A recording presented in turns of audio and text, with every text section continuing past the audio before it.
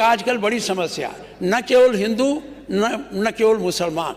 हिंदू मंदिर बनाता है, कोई दरखास्त दे देता है तो उसकी जांच पड़ताल इतनी बढ़ जाती है कि न्यू भरा करके पड़ा रहता है, कलेक्टर के यहाँ परमिशन नहीं मिलती। यही हाल मस्जिद की है। नई मस्जिद न बने ठीक है, लेकिन अगर पुरानी मस्जिद तोड़ के कोई बना रहा है तो उसको जांच करा लो। आप जांच करा लो, अगर वो मस्जिद रही है तो मस्जिद बनना देना चाहिए। वैसे तो सरकार की नीयत है मस्जिद में मंदिर खोजने की, लेकिन हम लोगों के यहाँ ऐसा नहीं। हम लोगों के यहाँ साफ सुथरा है। इस पे मेरा आपसे अनुरोध है, इस पर भी विचार करिए। ये इसलिए जरूरी है।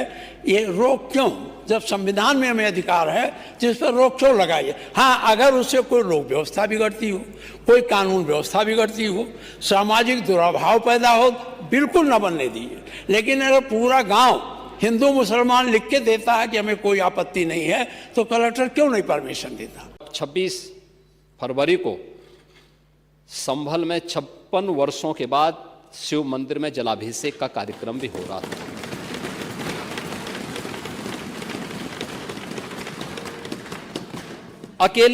अकेले संभल में 67 तीर्थ थे और 19 कूप भी थे, जिनको एक शरारत के तहत एक निश्चित समय के अंदर समाप्त कर दिया गया। और जिनमें से 68 तीर्थों में से 54 तीर्थों को ढूंढना, ये तो हमारी विरासत का हिस्सा है और हमने तो वही किया है। हमने तो वही कहा है कि जो हमारा है वो हमें मिल जाना चाहिए। हम उससे इतर कहीं नहीं जा रहे हैं, उससे इतर कहीं नहीं। और 19 जो कूप हैं उन्हें भी मुक्त कराया गया है। सच कड़वा होता है और उस कड़वे सच को स्वीकार करने की सामर्थ्य भी होनी चाहिए।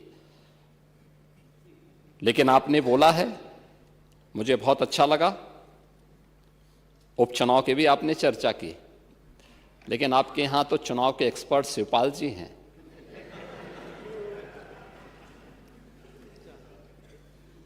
और चच्चू से ज्यादा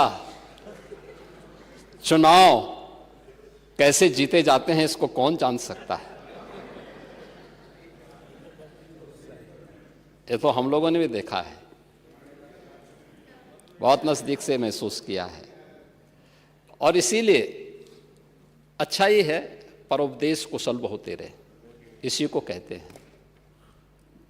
ये दूसरों को उपदेश देते हैं आप लोग, लेकिन स्वयं उसको आचरण में उतारे होते